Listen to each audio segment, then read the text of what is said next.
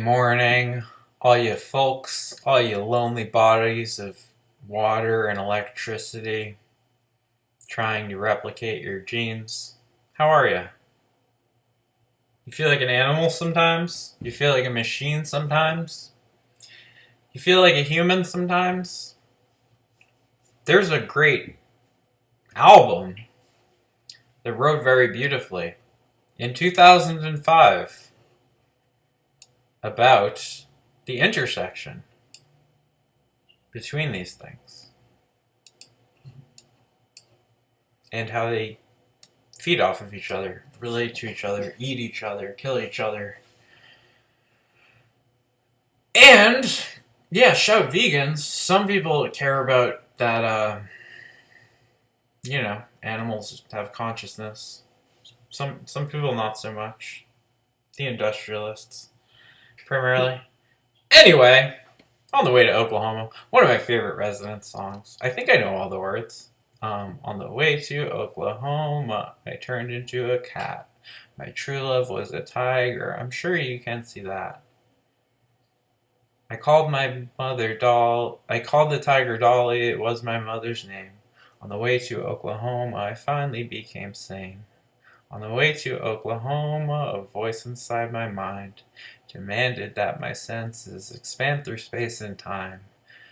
The voice revealed a feeling of heated ecstasy. On the way to Oklahoma, I peed upon a tree. There's another verse where he attacks a dog who's laying in the heat and eats. I think he eats the dog. She eats the dog. I don't know how this cat identifies in terms of gender. It's a cat. I feel like all cats are girls. All dogs are boys. It's a theory of mine. I don't know how they procreate. Anyway, on the way to Oklahoma, fucking banger, dude. Classic bop. Classic fucking bop. It comes in with the weird Residents guitar solo that just sounds like, yes, sloppy guitar. And then it goes into this, like, trumpet, and then this dark, like, minor instrumental piece.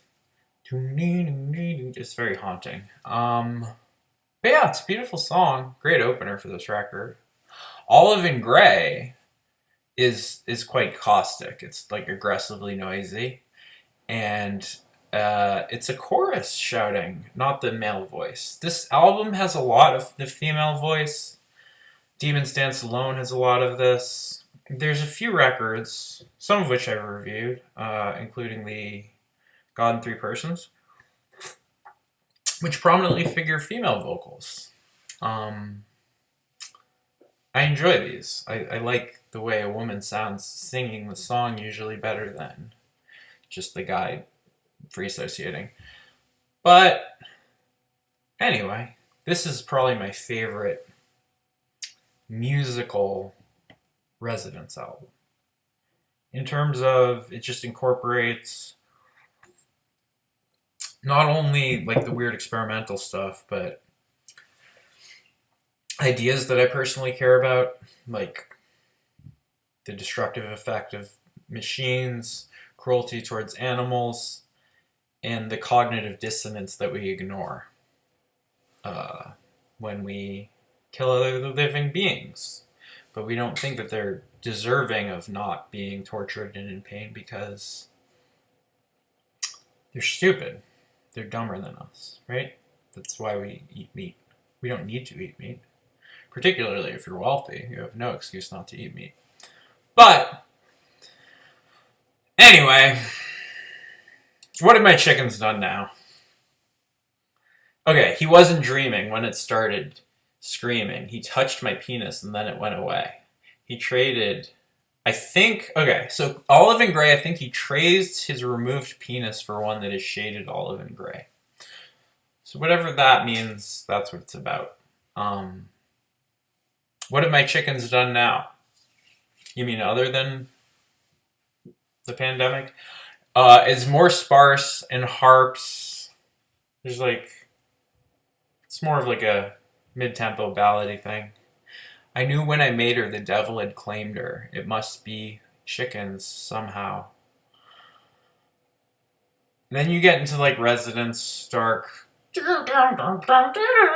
off-key Residence, which is a delight. But I love the lyric, I made the devil. I made her the devil when I named her. Yeah. That's deep. I'm not going to explain why that's deep, but that's deep. I know I'm not to blame, but I'm tired of the blood stains and I have to find a way out. This is what the woman is singing. We knew if we named her, God would not plant her. She says she killed her whole family and only the chickens know now. Intense. Listen to it. Tulips, Mr. B's Bumble is my favorite part of the record. This is the musical highlight, I feel like. Tulips, I just think this is a catchy song. It's about selling all your clothes to buy flowers, and then the male Resident's voice comes in, distorted, tape manipulated, talking about how everybody's buying tulips.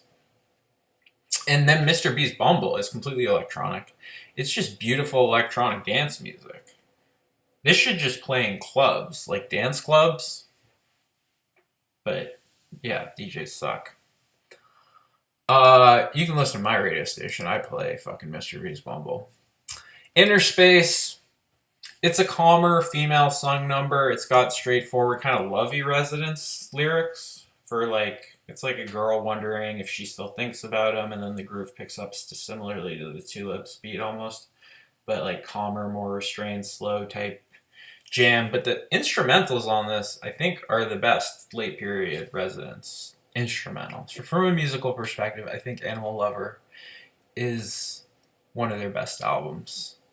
I went to see my father who was dying to pretend the emptiness of life would soon be full of him. That's good lyrics. Good lyrics, Residents. You anonymous men and women. Dead Man.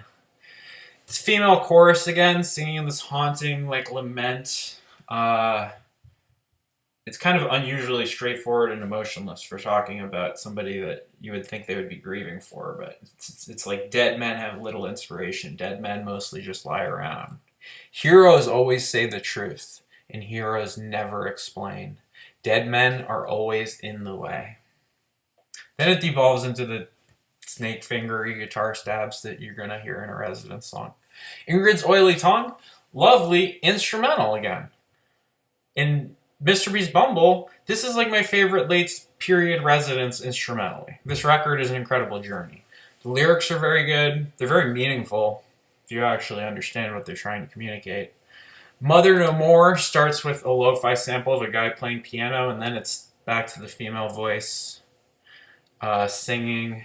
It's a nice song. Dreaming of an Anthill is beautiful. It's like a cowboy western instrumental with like a theremin. It's delightful. It's an excellent song.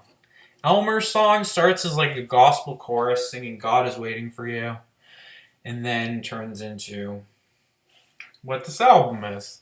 The Monkey Man is what this album is. The Monkey Man is the most Residency song. I'm keeping track of all the Residence albums and what's the most Residency part of the album, and then I'm going to make an album that's just every one of their albums the most.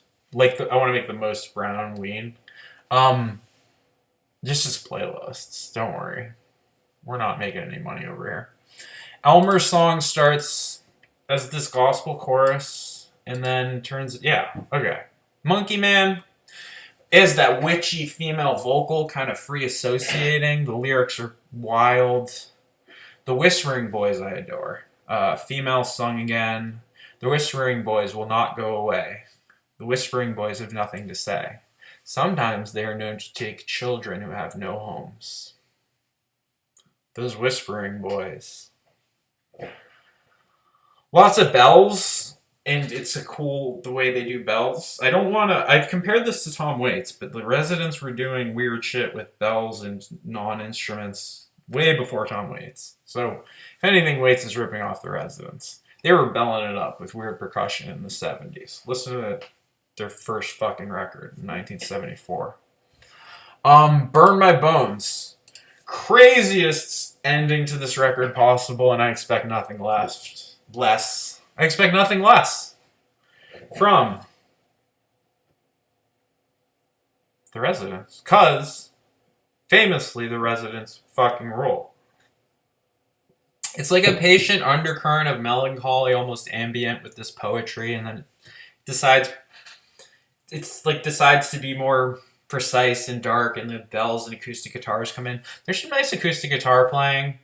It's mostly instrumental with just kind of rambling over it, but then at the end he comes in and he says, "Please somebody burn my bones, leave the ashes in the stone. Please somebody burn my bones." And that's the end of the record. It's a great record. You should listen to it. Don't follow leaders and watch your parka meters. Hare Krishna, Hare Rama. 1, 2, 3, 4, 5, 6, 7, 8, 9, 10, 11.